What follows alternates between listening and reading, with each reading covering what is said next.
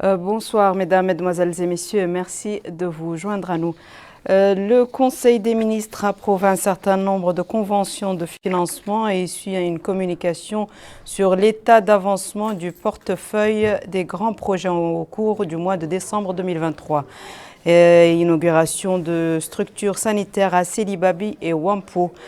Dans le but de réduire les accidents de la route et les pertes humaines et économiques qui en résultent, l'autorité de régulation du transport routier prime la meilleure entreprise de transport et le meilleur chauffeur pour l'année 2023. La présidence de la République a rendu public mercredi le communiqué suivant. Par décret en date de ce jour, sont nommés conseillers à la présidence de la République M. Mohamed Emin Laboye Cheikh Al-Hadrami et M. Mohamed Ould Soueidat. Le Conseil des ministres s'est réuni ce mercredi 3 décembre 2024 sous la présidence de son Excellence Monsieur le Président de la République, M. Mohamed Cheikh Al-Qazouani. Le Conseil a examiné et approuvé les projets de loi suivants. Projet de loi autorisant la ratification de l'accord de financement signé le 11 décembre 2023 entre la République islamique de Mauritanie et l'Association internationale de développement IDA, destiné au financement du programme régional d'intégration numérique de l'Afrique de l'Ouest, WARDIP. Le programme régional d'intégration numérique de l'Afrique de l'Ouest, WARDIP Mauritanie, aligné aux objectifs stratégiques de la stratégie nationale de croissance accélérée et de prospérité partagée SCAP, contribuera fortement à la réalisation de l'agenda national de transformation numérique, notamment en permettant à plus de 400 000 personnes de bénéficier d'une connexion à large bande nouvelle ou améliorée, d'augmenter le volume de transactions de paiement, de développer et d'élargir l'accès aux services publics digitaux, de doter le pays de moyens de protection contre les cybermenaces et de favoriser le développement de l'entrepreneuriat et des compétences numériques. Projet de loi autorisant la ratification de l'accord de financement signé le 11 décembre 2023 entre la République islamique de Mauritanie et l'Association internationale de développement IDA, destiné au financement additionnel du projet d'appui à la décentralisation et au développement des villes intermédiaires productives Moudoun. Ce projet de loi s'inscrit dans les priorités du gouvernement en termes de promotion d'accès des populations à des services de base de qualité, de proximité et de renforcement des capacités des administrations sur tout le territoire national. Ce projet permettra à plus de 800 000 personnes de bénéficier de l'accès aux services de base pour l'amélioration de leurs conditions de vie, d'atténuer les effets des inondations, de promouvoir la dynamique économique locale et de consolider le processus de décentralisation à travers l'appui à la mise en œuvre de la stratégie nationale de décentralisation et de développement local. Projet de loi autorisant la ratification de la convention de prêt signée le 17 décembre 2023 entre la République islamique de Mauritanie et le Fonds saoudien de développement FSD, destiné au financement du projet de création et d'équipement d'instituts spécialisés dans des domaines vitaux. Ce projet de loi répond aux priorités du gouvernement qui se traduisent dans les différentes politiques et stratégies du secteur grâce à la diversification des réseaux de formation et le renforcement des capacités d'accueil par la création de nouvelles structures et l'amélioration de l'accès à l'enseignement supérieur et à l'optimisation de sa qualité à travers construction, ameublement et l'équipement de l'Institut supérieur de management de Kifa, construction, ameublement et l'équipement de l'Institut supérieur des sciences de l'éducation à Tijikja, équipement de transport, acquisition d'ouvrages destinés à la bibliothèque, outils de maintenance destinés aux deux instituts. Le Conseil a également examiné et adopté les projets de décret suivants. Projet de décret portant nomination du président du conseil d'administration du centre hospitalier de Kifa. Projet de décret portant nomination du président du conseil d'administration du centre hospitalier de Kaidi. Par ailleurs, informé des résultats des visites de travail coïncidant avec les festivités commémoratives du 63e anniversaire de l'indépendance nationale effectuées par son Excellence le président de la République, M. Mohamed El-Cheikh Al-Ghazouani. Monsieur le président de la République, du 28 au 29 décembre, dans la wilaya du Gorgol, le Conseil des ministres adresse ses remerciements et si vive félicitations aux populations de cette wilaya en général et en particulier aux Muqata'a de Kaidi, Mongel et Mbout pour la grande mobilisation et la chaleur de l'accueil réservé à son Excellence Monsieur le Président de la République et à la délégation qui l'a accompagné au cours de cette importante visite durant laquelle il a procédé au lancement et à l'inauguration de plusieurs projets de développement au profit des populations. Le ministre de la Défense nationale, ministre de l'Intérieur et de la décentralisation par intérim a présenté une communication relative à la situation intérieure. Le ministère des Pêches et de l'Économie maritime, ministre secrétaire général du gouvernement par intérim a présenté une communication relative au suivi de l'état d'avancement des grands projets au cours du mois de décembre 2023. La présente communication vise à informer le gouvernement sur l'état d'avancement du portefeuille des grands projets qui couvrent la quasi-totalité des secteurs clés du développement socio-économique du pays au cours du mois de décembre 2023. Globalement, les projets s'exécutent convenablement avec un rythme plus rapide qu'au mois de novembre. En effet, seuls 20% du portefeuille accusent des retards contre 80% des projets qui s'exécutent de manière très satisfaisante.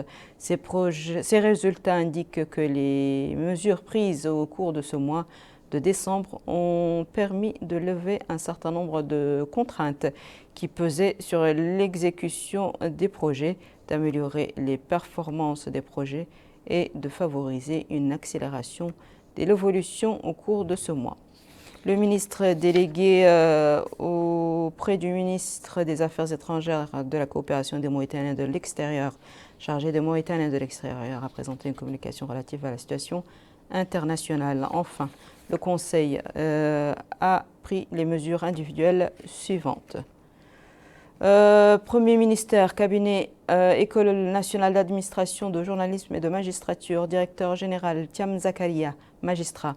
Ministère de la Justice, cabinet du ministre chargé de mission, M. Mohamed Saïd Galaï, en remplacement de M. Mohamed Ahmed Mchallah, appelé à d'autres fonctions. Ministère des Affaires islamiques et de l'enseignement original, chargé de mission, Lamat Oul Mokhtar, titulaire d'une licence en sciences islamiques. Ministère de l'Éducation nationale et de la réforme du système éducatif, établissement public, Institut pédagogique national, directrice générale, Mme Houdam Tbabah, précédemment conseillère auprès du cabinet du Premier ministre, en remplacement de M. Cheikh Ould Ahmedou qui a admis à faire valoir ses droits à la retraite. Ministère de la Santé, cabinet du ministre, inspection générale interne, inspecteur général de la santé, Dr Ampateba, précédemment conseiller auprès du cabinet du Premier ministère en remplacement de M. Mohamed Ahmed, admis à faire valoir ses droits à la retraite. Établissement public, Caisse nationale de solidarité en santé, directeur général adjoint Ali Ould Boutar, médecin. Caisse nationale d'assurance maladie, CNAM, directeur général adjoint Mohamed Mahmoud Ould Hassan, médecin. Centrale d'achat de médicaments essentiels et consommables médicaux, CAMEC, directeur général adjoint Mohamed Eminoul Talib Abeidi, docteur en pharmacie. Ministère de la fonction publique et du travail, cabinet du ministre, chargé de mission El Jilani ou El Cheikh Mohamed. Établissement public, Caisse nationale de sécurité sociale, directeur général Sidi Mohamed Ould Talib Amar, en remplacement de Sidi Adman ou Mohamed El Mamoun, admis à faire valoir ses droits à la retraite. Office national de la médecine du travail, directeur général Mohamed Vadoul Sidi Mohamed, médecin en remplacement de Mustafa El Qazouni, admis à faire valoir ses droits à la retraite. Ministère de la transformation numérique, de l'innovation et de la modernisation de l'administration, cabinet du ministre chargé de mission Mohamed El-Mokhtar El-Cheikh Seyidi, précédemment directeur général d'établissement d'exécution des travaux réalisés en matériaux locaux. Ministère du pétrole, des mines et de l'énergie, cabinet du ministre chargé de mission, M. Bakary Mohamed Semega, titulaire d'un DEA en chimie et physique des solides. Ministère des pêches et de l'économie maritime, commandant de la garde-côte mauritanienne, capitaine de vaisseau, Cheikh Lahmoud Hmeiti, commandant adjoint, capitaine de frégate Mohamed Salem Mohamed Lemine Hamza. Ministère de l'Emploi et de la formation professionnelle, établissement public, agence Tashril, directeur général Abdel Fattah Oul Habib Abdel Fattah, en remplacement de Diehoul Sidati, admis à faire valoir ses droits à la retraite. Directeur général adjoint Mohamed Mohamed Challah, précédemment chargé de mission au ministère de la Justice. Ministère du Commerce, de l'Industrie, de l'Artisanat et du Tourisme, établissement public, agence mauritanienne de sécurité sanitaire des aliments, directeur général Abdat Abba Bouhoubouini, ancien directeur général adjoint de la CNAM. Ministère de l'Habitat, de l'Urbanisme et de l'Aménagement du Territoire, établissement public, Agence nationale d'exécution et de suivi des projets, directrice générale Mme Meimouna Mtahmed Salem, ingénieur en remplacement de M. Tirera Idrissa, admis à faire valoir ses droits à la retraite. Établissement d'exécution des travaux réalisés en matériaux locaux, directeur général Ahmed Tahar Oul Sidi Mohamed Oul Khayyar, administrateur des régies financières. Ministère de la Culture, de la Jeunesse et des Sports et des Relations avec le Parlement. Cabinet du ministre chargé de mission, Sidi Mohamed Oul Mohamed Jeddou, titulaire d'un diplôme d'études supérieures spécialisé en littérature arabe. Établissement public, Office national des musées, directeur général Mohamed Mahmoud Oul titulaire d'une maîtrise en gestion des entreprises en remplacement de Mamadou Hadia Khan, admis à faire valoir ses droits à la retraite. Ministère de l'Enseignement supérieur et de la Recherche scientifique, établissement public, Université Al-Asriya de Nouakchott, vice-président Abdallahi Oul Ahmed Hadi, en remplacement de M. Mokhtar Fall Mohamed Dan, admis à faire valoir ses droits à la retraite. Ministère de l'Action sociale de l'enfance et de la famille, cabinet du ministre chargé de mission Habsa Abdoulaye Chouebou Ba, spécialiste en protection des enfants et de l'adolescence. Secrétariat général du gouvernement, établissement public, Parc national du Bandarguin, directeur général, M. Nami Oul Salihi, archéologue et expert en patrimoine, en remplacement de Maître Ali Oul Mohamed Salem, admis à faire valoir ses droits à la retraite. Des membres du gouvernement ont commenté cet après-midi les résultats du Conseil des ministres tenu plus tôt dans la matinée. Il s'agit du ministre du Pétrole, de l'Énergie et des Mines, porte-parole du gouvernement, M. Nani El-Chrouqa, du ministre de l'Économie et du Développement durable, M. Abdessalam Mohamed Saleh, et du ministre de l'Enseignement supérieur et de la Recherche scientifique, M. Nyang Mamadou.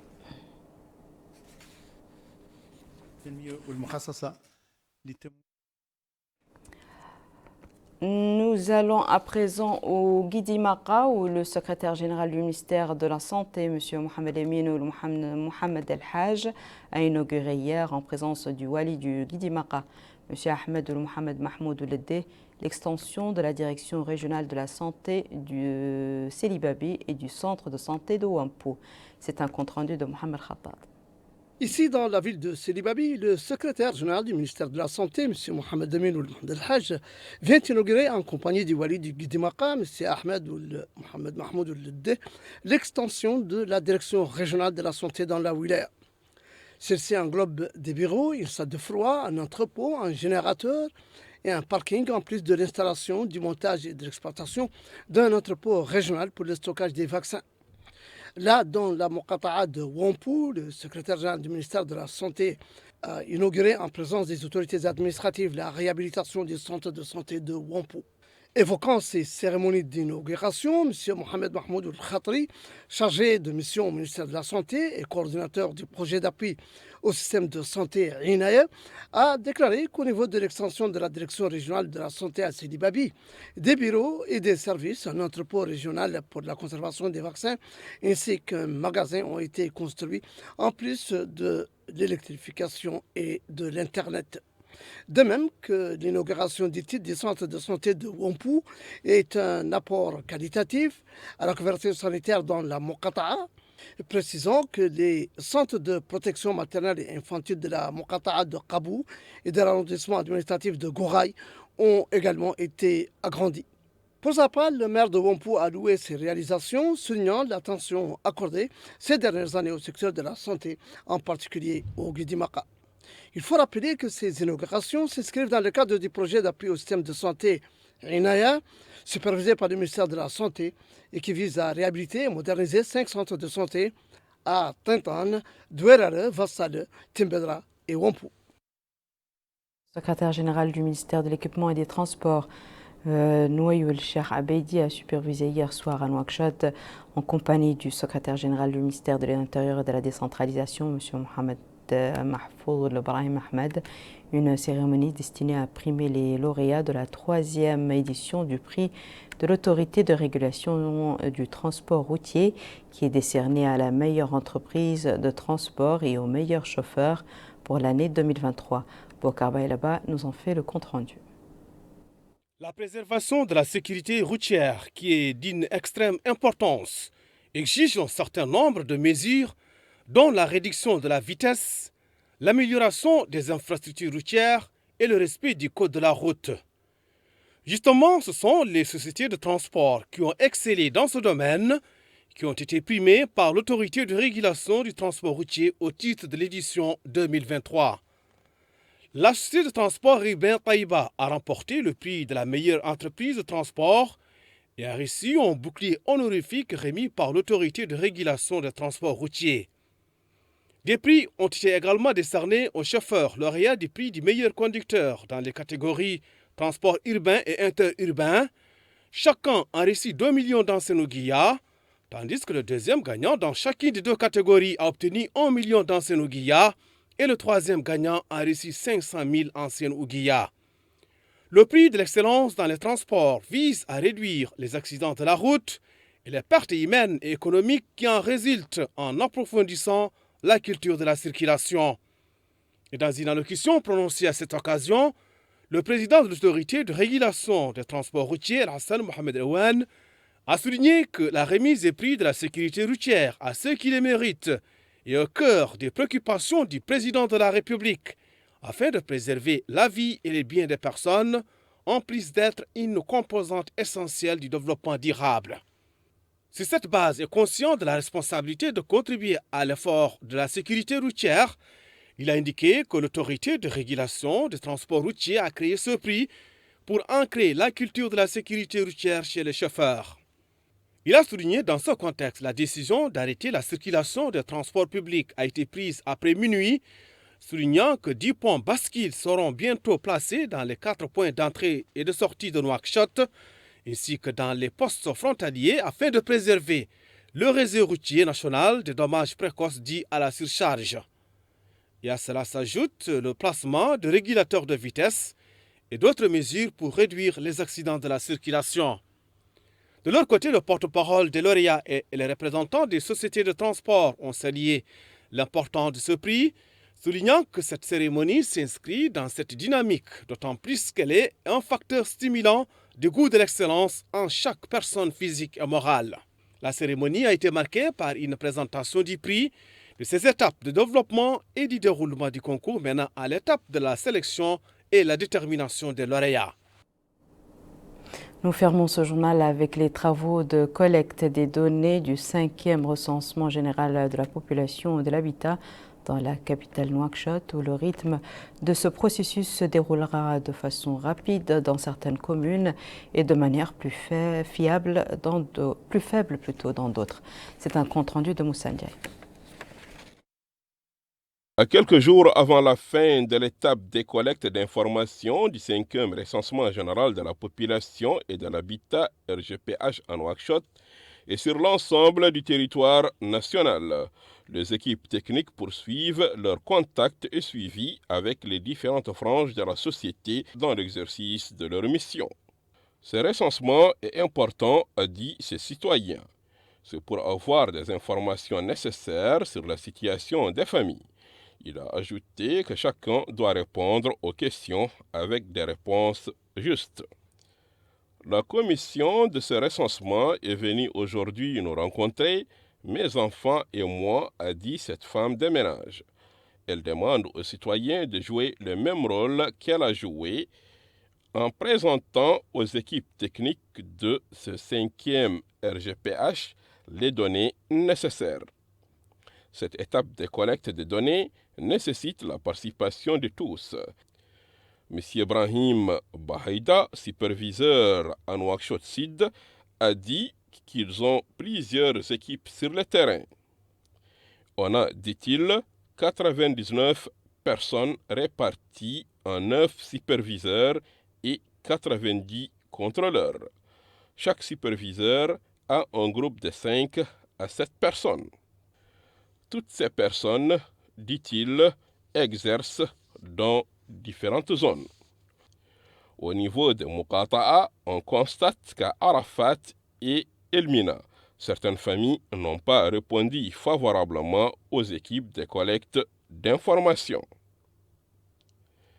Brahim Bahida a précisé qu'un retard de 22% a été constaté à Arafat et 12% à Elmina.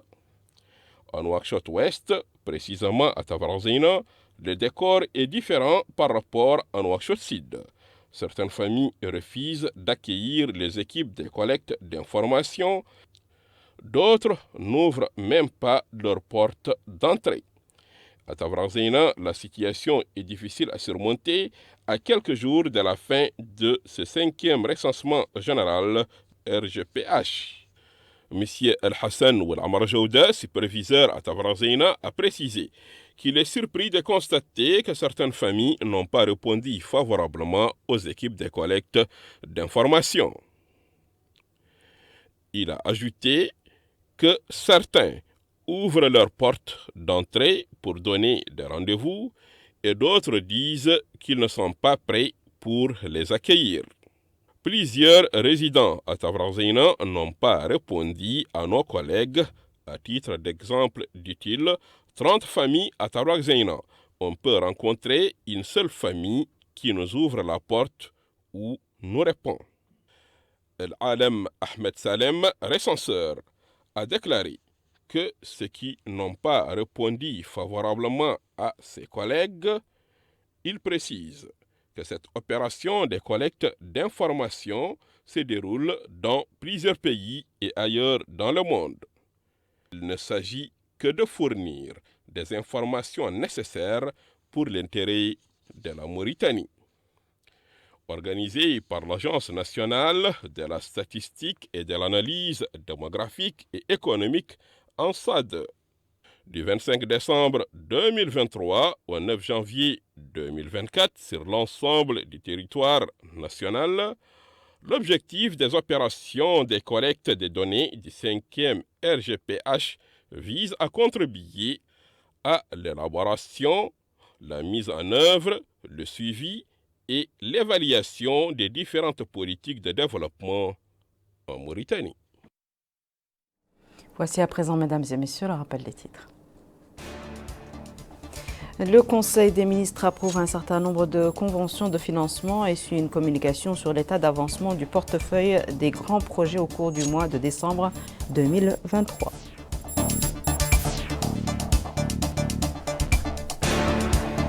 Inauguration de structures sanitaires à Sali Babi et Wampu.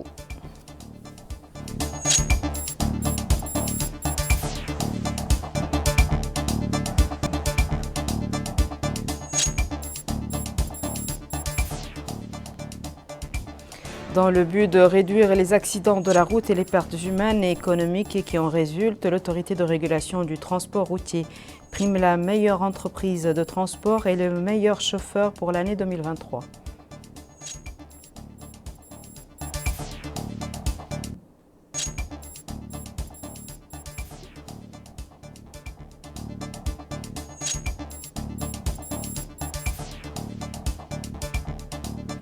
C'est la fin de ce journal, mesdames et messieurs. Merci à vous de nous avoir suivis. Merci de votre fidélité. Je vous souhaite une excellente suite de programme sur le Mauritanie.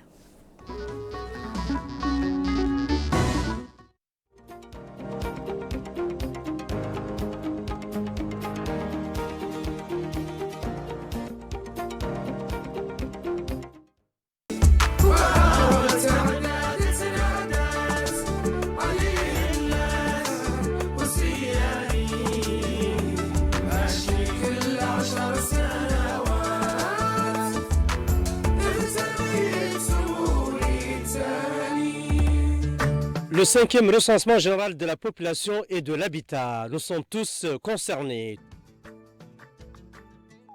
Tous les citoyens mauritaniens et les étrangers résidant en Mauritanie sont concernés par ce 5e recensement de la population et de l'habitat.